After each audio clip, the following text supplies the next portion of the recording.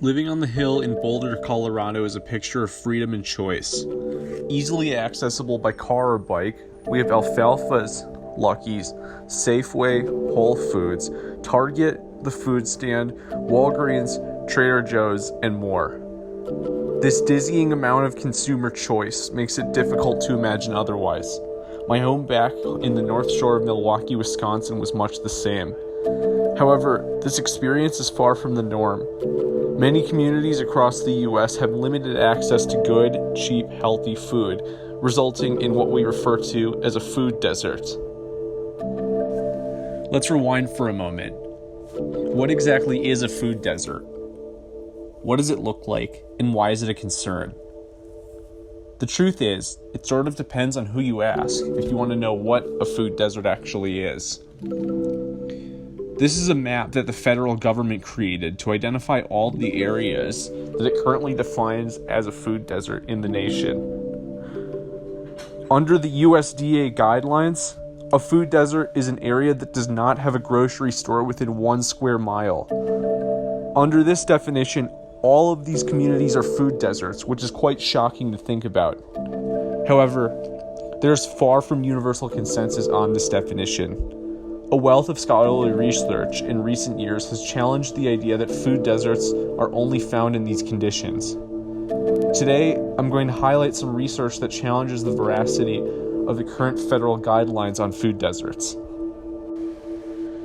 One example is Dr. Constance Gordon's 2018 study titled Troubling Access: Rhetorical Cartographies of Food Injustice and Gentrification. In it, she noted the complex relationship between local grocery stores and their surrounding communities.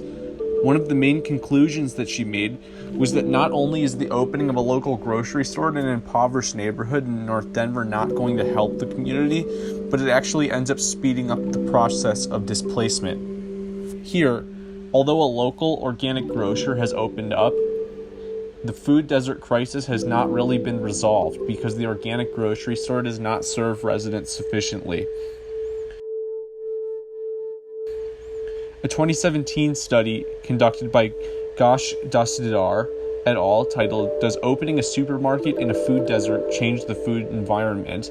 found that perhaps opening grocery stores in food desert areas is not the solution either.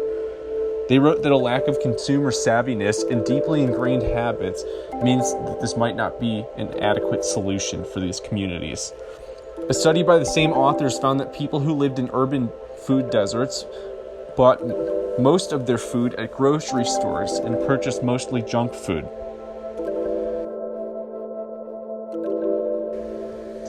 This all begs the question, what's going on here? What can be done? I have a few suggestions, but they all lead to one thing. It's high time for Congress to allocate funds so that the USDA can overhaul the current federal food desert designation system. One glaring hole in all of the research that I did was a lack of resident perspectives. This too needs to change. We need to ask what the people in these areas want.